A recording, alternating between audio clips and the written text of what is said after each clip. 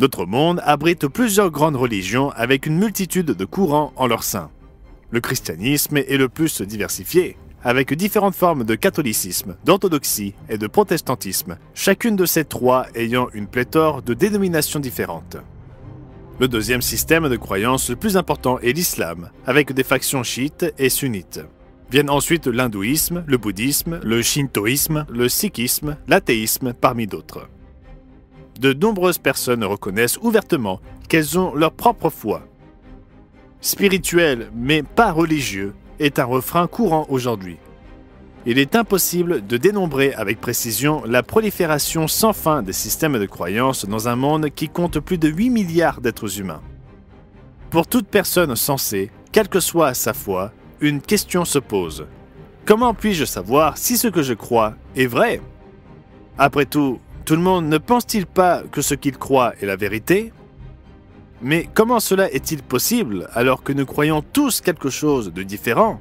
Pouvons-nous tous avoir raison? Ce n'est pas une question à laquelle nous devrions nous soustraire. Si Dieu existe, accepte-t-il toutes les formes de croyance? Pouvons-nous lui dicter ce qu'il doit accepter? Réfléchissez-y, mes amis. Dans cette émission du Monde de demain, je pose la question suivante et j'y réponds.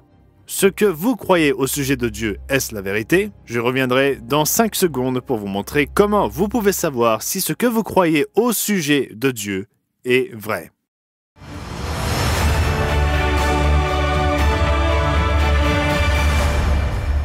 Je vous souhaite chaleureusement la bienvenue de la part de tous les membres du Monde de demain. Aujourd'hui, je pose la question cruciale suivante et j'y réponds. Comment pouvez-vous savoir si ce que vous croyez au sujet de Dieu est la vérité? Pensez-y, chers amis. Voulez-vous arriver à la fin de votre vie pour découvrir que vous vous êtes trompé sur le but même de votre existence? C'est pourtant ce qui doit arriver à l'écrasante majorité de ceux qui ont vécu. Quelle autre conclusion pouvons-nous tirer lorsque nous examinons les idées diverses et contradictoires de toutes les religions majeures, mineures et obscures existantes dans notre monde? Certains prétendent que tous les chemins mènent au paradis. Mais avez-vous déjà appliqué cette logique pour arriver à Détroit, Londres ou Pékin?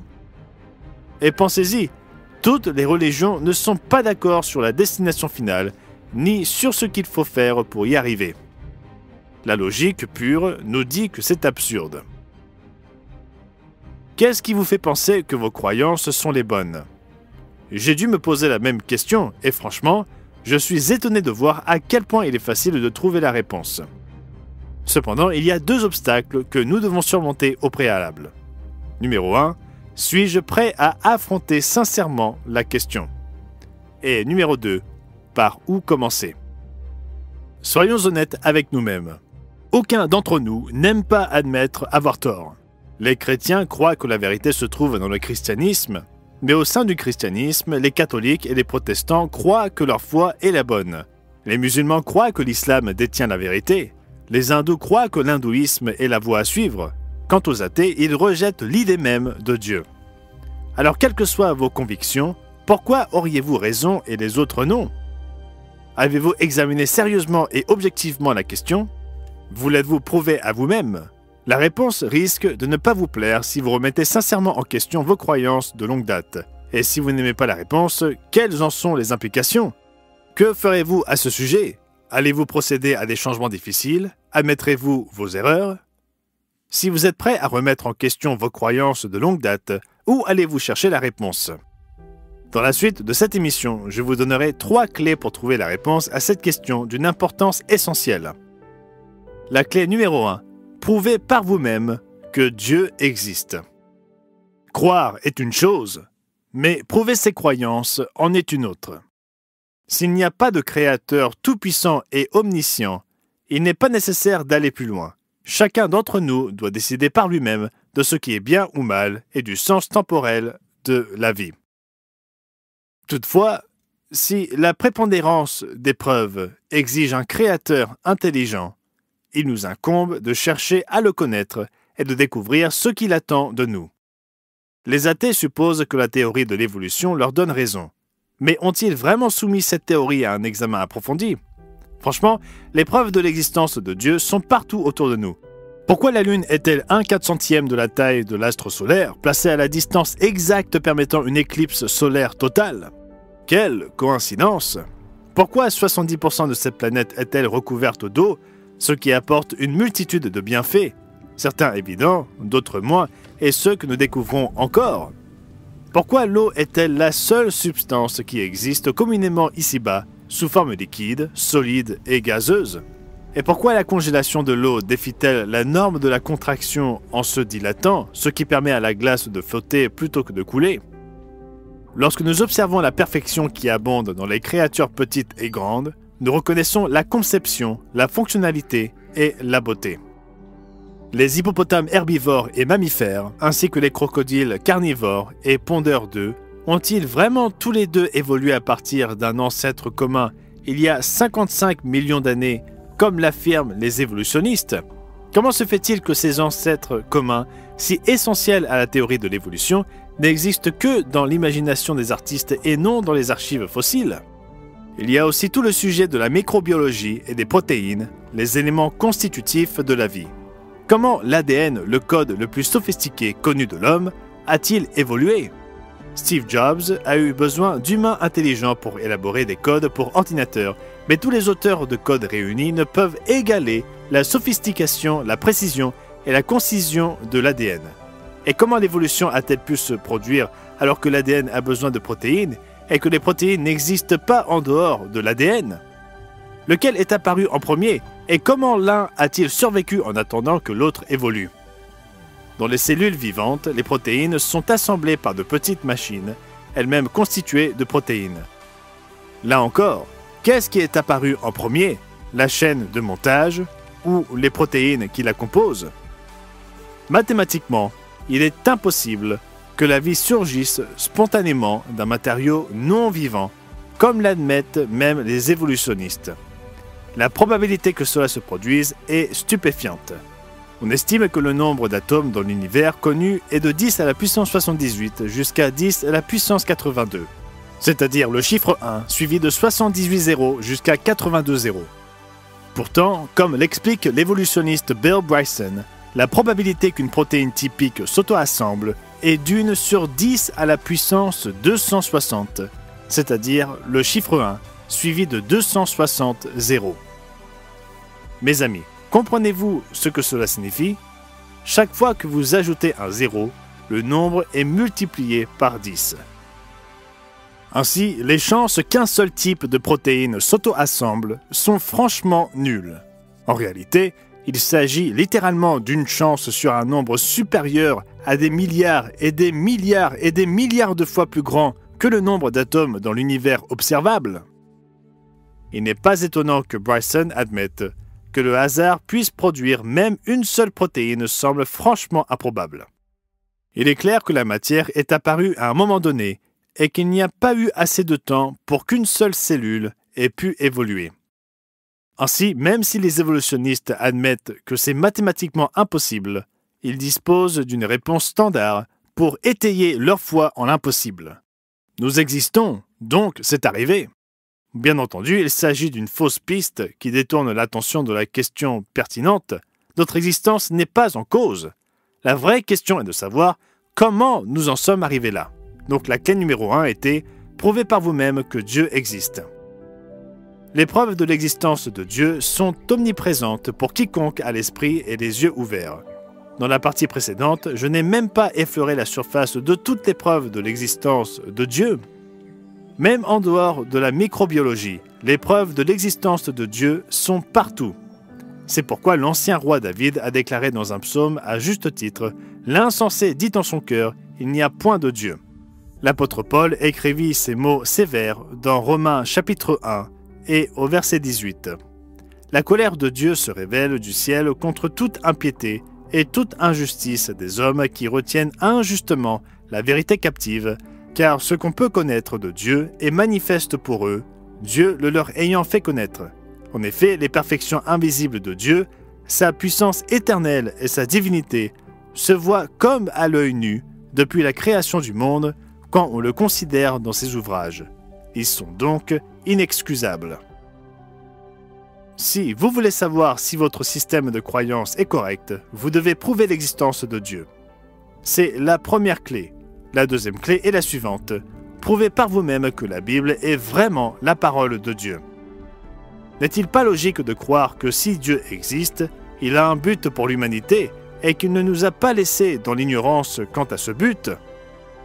Comment, le cas échéant, s'est-il révélé à nous? Sont-ce les êtres humains, si merveilleusement faits, livrés à eux-mêmes sans aucun but d'existence révélé? Ou bien notre Créateur nous a-t-il donné un moyen par lequel son but nous est révélé? Le temps ne me permet pas d'explorer tous les ouvrages religieux, mais je prendrai le temps de parler de la Bible. L'une des caractéristiques uniques de ce livre étonnant est l'accomplissement des prophéties. Aucun autre livre ne prédit avec autant de précision et de clarté des événements qui ont eu lieu, mais aussi des événements qui se déroulent actuellement et des événements à venir. Nous avons abordé de nombreuses prophéties bibliques dans les émissions du Monde de demain et dans notre littérature, mais permettez-moi de me concentrer sur l'une des prophéties les plus remarquables que l'on trouve dans le livre d'Ésaïe. Ici, Dieu bouscule tous les imposteurs. Ésaïe 44 et le verset 24. Ainsi parle l'Éternel, ton Rédempteur, celui qui t'a formé dès ta naissance. Moi, l'Éternel, j'ai fait toutes choses. Seul j'ai déployé les cieux, seul j'ai étendu la terre. J'ai anéanti les signes des prophètes de mensonges, et je proclame insensés les devins, je fais reculer les sages, et je tourne leur science en folie. Il se projette ensuite dans l'avenir après la chute de Jérusalem et la destruction du Temple, jusqu'au moment où Jérusalem et le Temple seront reconstruits. Dieu nomme alors le roi païen qui libérerait les Juifs pour qu'ils retournent à Jérusalem et reconstruisent le Temple, et il le fait 200 ans à l'avance. Dieu dit « Je confirme la parole de mon serviteur, et j'accomplis ce que prédisent mes envoyés. Je dis de Jérusalem, elle sera habitée, et des villes de Juda, elles seront rebâties, et je relèverai leurs ruines. Je dis de Cyrus, il est mon berger, et il accomplira toute ma volonté. Il dira de Jérusalem qu'elle soit rebâtie, et du temple qu'il soit fondé. » Le récit se poursuit au chapitre 45, expliquant que Cyrus soumettra des nations et deviendra très riche grâce à ses conquêtes, ce que l'histoire confirme. Reprenons au verset 3. « Je te donnerai des trésors cachés, des richesses enfouies, afin que tu saches que je suis l'Éternel qui t'appelle par ton nom, le Dieu d'Israël. Pour l'amour de mon serviteur Jacob et d'Israël, mon élu, je t'ai appelé par ton nom, je t'ai parlé avec bienveillance, avant que tu me connaisses. » Oui, par l'intermédiaire du prophète Ésaïe, Dieu appela Cyrus par son nom et déclara ce qu'il ferait 200 ans avant la naissance de Cyrus. Jusqu'à présent, je vous ai donné 2 des 3 clés nécessaires pour répondre à cette question. La clé numéro 1, prouvez par vous-même que Dieu existe. Et la clé numéro 2, prouvez par vous-même que la Bible est vraiment la parole de Dieu. Ces 2 clés ouvrent la voie à la 3e clé essentielle qui peut vous donner la certitude que vous détenez la vérité, quelque chose qui échappe à une grande partie de l'humanité. Donc la clé numéro 3, prouvez à partir de la Bible ce que Jésus enseigna et comment il vécut. À première vue, la plupart des gens pensent qu'ils savent déjà ce que Jésus enseigna, mais est-ce vraiment le cas? Feu M. Roderick Meredith posa la question suivante. Si Jésus de Nazareth revenait aujourd'hui, reconnaîtrait-il la religion qui porte son nom? Se pourrait-il qu'il soit choqué de constater que ses prétendus disciples croient à des doctrines totalement opposées à celles qu'il avait enseignées, en observant d'autres jours de culte, d'autres traditions, et plus grave encore, en ayant d'autres idées sur Dieu et sur son dessein, des idées contraires à celles de Jésus et des premiers apôtres? Lorsque nous regardons le christianisme dominant, nous découvrons une religion qui, à bien des égards, s'écarte de Jésus, de ses apôtres et de l'Église originelle de Dieu. Il n'est pas étonnant que Jésus ait parlé du faux christianisme comme premier signe de la fin de cette ère. Matthieu chapitre 24, à partir du verset 4. Jésus leur répondit, « Prenez garde que personne ne vous séduise, car plusieurs viendront sous mon nom, c'est-à-dire en affirmant qu'ils le représentent, disant c'est moi qui suis le Christ, en d'autres termes, admettant que Jésus est le Christ ou le Messie, et ils séduiront beaucoup de gens. Jésus interpellait les gens même en son temps. Luc 6, verset 46. « Pourquoi m'appelez-vous Seigneur, Seigneur, et ne faites-vous pas ce que je dis ?» Oui, les gens appellent Jésus leur Seigneur ou leur Maître, mais pratiquent-ils vraiment ce qu'il enseignait? Ou bien trouvent-ils des excuses pour ne pas croire aux affirmations claires de Jésus, comme celles que l'on trouve dans son sermon sur la montagne, dans Matthieu 5, versets 17 et 18? « Ne croyez pas que je sois venu pour abolir la loi ou les prophètes, je suis venu non pour abolir, mais pour accomplir. Car je vous le dis en vérité, tant que le ciel et la terre ne passeront point, il ne disparaîtra pas de la loi un seul iota ou un seul trait de lettre jusqu'à ce que tout soit arrivé. » Le temps étant limité, permettez-moi de poser quelques questions sérieuses à ceux qui étudient sérieusement la Bible. Pourquoi les chrétiens n'observent-ils pas le même sabbat du 7e jour que Jésus et ses apôtres? Il est écrit à 3 reprises que Jésus est le maître du sabbat. Alors pourquoi les gens appellent-ils le dimanche le jour du Seigneur alors que la Bible ne le fait jamais? Pourquoi la naissance du Christ est-elle célébrée le jour de l'anniversaire du dieu soleil Mitra? Pourquoi le nom d'une déesse païenne de la fertilité Ishtar, les Pâques, est-il lié à une fête chrétienne des plus sacrées? Pourquoi les Pâques sont-elles célébrées avec des symboles de fertilité, tels que des œufs et des lapins, quelque chose d'absolument absent dans le Nouveau Testament? Et pourquoi des fêtes d'origine païenne sont-elles substituées au jour saint que Jésus et ses apôtres célébraient? Ce n'est pas parce que nous croyons à quelque chose depuis notre plus tendre enfance que cela devient vrai. Pourtant, combien de personnes sont prêtes à remettre en question les croyances transmises de génération en génération? Je pense que si vous regardez le monde de demain, vous croyez d'une manière ou d'une autre au christianisme. Il est probable que seul un très faible pourcentage de notre public s'identifie comme non-chrétien. C'est pourquoi je me suis concentré sur le Dieu de la Bible. Néanmoins, cela n'enlève rien aux 2 premières clés pour savoir si ce que vous croyez est vrai. À savoir, clé numéro 1, prouvez par vous-même que Dieu existe. Clé numéro 2, prouvez par vous-même que la Bible est vraiment la parole de Dieu. Mais lorsque nous parlons de la 3e clé à un public chrétien, les gens sont gagnés par les émotions et sont sur la défensive. L'orgueil y fait obstacle. La plupart des gens préfèrent croire que leurs croyances de longue date sont justes, plutôt que d'admettre l'erreur et de changer. Mais savez-vous que Dieu nous dit que Satan a séduit le monde entier? Et savez-vous que le christianisme, la plus diverse de toutes les religions du monde, est le plus grand système de croyances au monde? Selon une source, on estime que le christianisme, à la fin de 2024, devrait compter plus de 2,63 milliards d'adeptes. À quelle forme de christianisme souscrivez-vous? Avec une telle diversité au sein de la plus grande de toutes les religions, comment peuvent-elles toutes avoir raison? Seriez-vous surpris d'apprendre que, selon de nombreux spécialistes, très peu de personnes imitent aujourd'hui le fondateur du christianisme?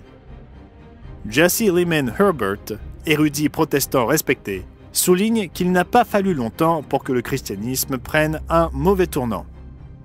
Les 50 années qui ont suivi cet événement, la mort de Paul, sont cachées comme derrière un rideau, à travers lequel nous aimerions discerner de quoi satisfaire notre soif d'information. Quand ce rideau se lève enfin, aux environs de l'an 120, grâce aux écrits des pères de l'Église, nous découvrons une chrétienté qui, sous bien des aspects, diffère beaucoup de celle que nous avons connue au jour de Pierre et de Paul. Plus précisément, le philosophe et théologien Søren Kierkegaard écrit « Le christianisme du Nouveau Testament n'a aucune réalité. Ici, rien à réformer, ce dont il s'agit, c'est de faire toute la lumière sur un crime perpétré au nom du christianisme pendant des siècles par des millions d'hommes, innocemment ou non, dont la prudente sagesse, sous prétexte de perfectionner le christianisme, a peu à peu tenté d'en frustrer Dieu et de faire de lui tout le contraire de ce qu'il est dans le Nouveau Testament. » Et comme l'explique l'historien Will Durant, le christianisme n'a pas détruit le paganisme, il l'a adopté. Donc, clé numéro 3, prouvez à partir de la Bible ce que Jésus enseigna et comment il vécut. Toutes les confessions chrétiennes prétendent détenir la vérité. Mais l'apôtre Jean écrivit dans 1 Jean chapitre 2, verset 4, « Celui qui dit « Je l'ai connu » et qui ne garde pas ses commandements est un menteur, et la vérité n'est point en lui.